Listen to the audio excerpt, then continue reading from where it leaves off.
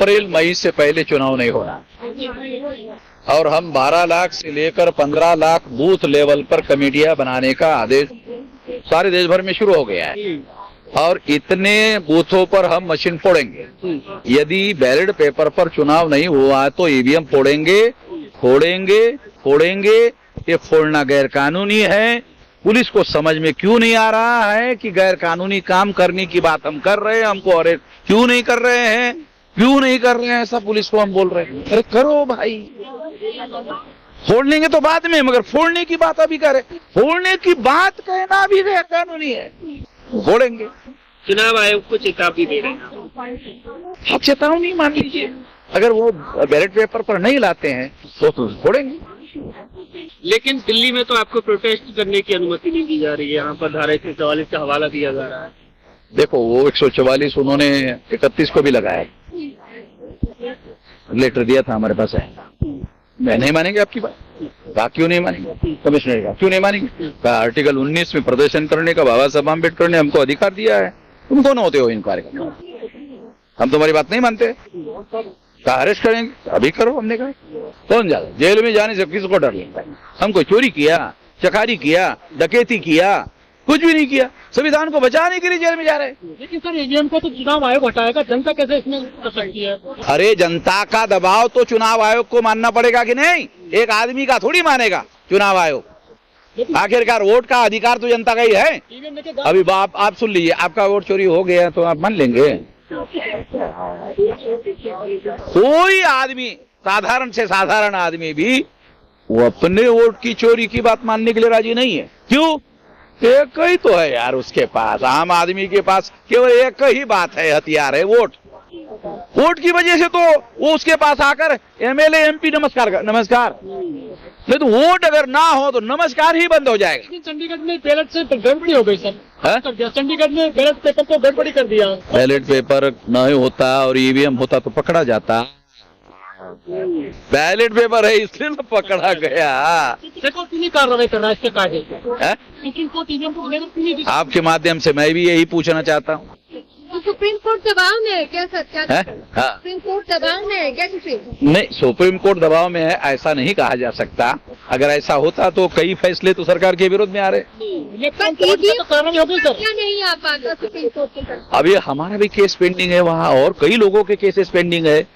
उनको हियरिंग को top priority पे लेकर दे देना चाहिए फैसला। बैलेट पेपर पर जो वोटिंग है, मैडम बहुत खास बात बताता हूँ, ईवीएम के लिए वोटिंग करने के लिए 6 महीना तैयारी करनी पड़ती है। बैलेट पेपर पर आखिरी कैंडिडेट फॉर्म भरने के बाद प्रिंटिंग ऑर्डर होता है। मालूम है ना? आखिरी कैंडिडेट जब फॉर्म भरता है उसके बाद छपाई का ऑर्डर होता है। बैलेट पेपर आसान काम है, 6 महीने से तैयारी करने की जरूरत नहीं है। सर, आप तो 5 से 7 में जो है ईवीएम के खिलाफ आंदोलन कर रहे हैं, लेकिन सरकार पे कोई असर नहीं पड़ता। काफी दिन हो गए सर आपको तो आंदोलन करते। आपके पास डाटा नहीं है पूरा? 2013 से कर रहा हूँ, 11 साल हो गए। 5 साल क्यों बोल रहे हो? अरे कान में जू नहीं रहे, कान के अंदर नहीं घुस रहा है। वो बदमाश लोग बैठे हुए, मोदी ने चुन चुन करके बदमाश चीफ इलेक्शन कमिश्नर बनाता है। सैकड़ों पार्टियां हैं, वो क्यों इसके लिए करती है? सैकड़ों पार्टियां हैं जो चुनाव लड़ती हैं, ईवीएम को लेकर वो क्यों नहीं आती? सबसे बड़ी मेन पार्टी कांग्रेस वाली आ गई ना। हाथी के पाँव में सबके पाँव शामिल होते ना। अभी 28 पार्टी का गठबंधन है ना कांग्रेस का। इसलिए तो मैंने कहा ना कि अरे कांग्रेस वालों का धन्यवाद दो यार, ये कांग्रेस वाले तो है जो ईवीएम लाए। अब सर आप कुछ दिनों के बाद में मैं तो हर जगह कह रहा हूँ मैडम, एक कांग्रेस वालों ने साले भूत हमारे सर पर बिठाया हुआ है। आप कह रहे हैं कि सरकार अगर बन गई तो इनके भूत जब पैदा हो जाता है ना, फिर वो थोड़ी देखता है कि चले ये कांग्रेस वाले यार इन्होंने हमको लाया था, हमको पैदा किया था। कांग्रेस वालों को भी भूत ने पकड़ा। अगर कांग्रेस वालों को भूत ने नहीं पकड़ा होता तो वो नहीं आते मैदान में। उनको लगा हमारी 40-42 सीटें नीचे। ऐसा तो इमरजेंसी के बाद 150 सीटें आई थी। इसकी इंदिरा गांधी की 150 से ज्यादा, इमरजेंसी में इतना सारा होने के बावजूद भी ईवीएम में 52 सीटें। इतनी बुरी हालत है ईवीएम की वजह से कांग्रेस की। आंदोलन कैसे बनेगा सर? किस तरह से अपने 31 तारीख को काफी नेशनल इशू हो गया है। नेशनल इशू हो गया है। मीडिया जो नेशनल स्ट्रीम वाले मीडिया है वो इसको छाप नहीं रहा है। ईवीएम मशीन का मुद्दा नेशनल मीडिया में पहले नंबर पर सोशल मीडिया में है, और आज का सबसे बड़ा मीडिया तो सोशल मीडिया है। पहले नंबर का इशू सोशल मीडिया में ईवीएम है।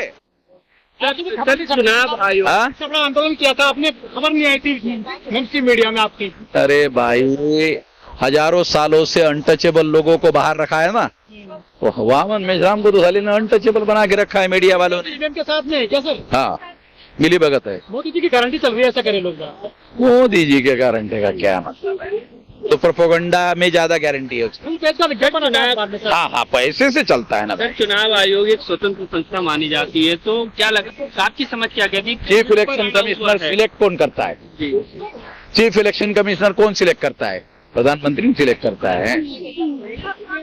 तो जो उनका आदमी वहां जाने के बाद मोदी जी को बोलने की जरूरत नहीं, उनका ही अपॉइंटेड आदमी वहां बोलता रहता है।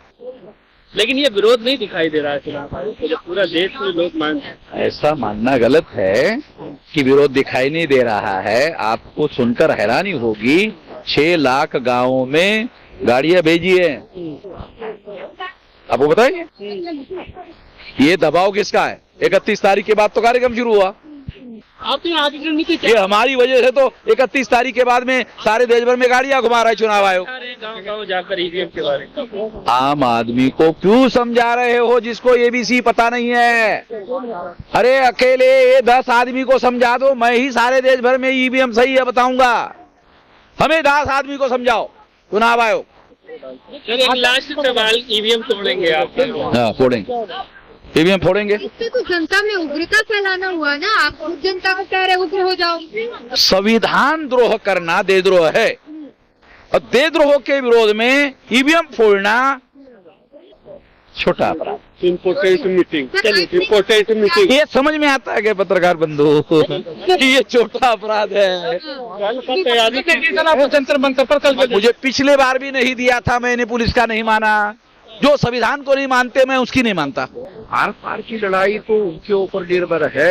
अगर वो हमको अरेस्ट करते हैं तो हम तमाम लोग जो सारे देश भर से आ रहे हैं, हम लोग अपनी को गिरफ्तार करेंगे। ज्यादा से ज्यादा गिरफ्तार कर सकते हैं।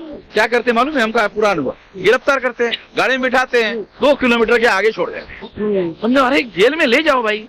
जगह कहाँ है साहब? क्या बोलता है पुलिस वाला? जगह कहाँ है? जगह ही नहीं बोलता जेल में। तो हमको अरेस्ट क्या क्यों नहीं किया? तो सरकार का आदेश है, इसलिए अरेस्ट करना पड़ता है।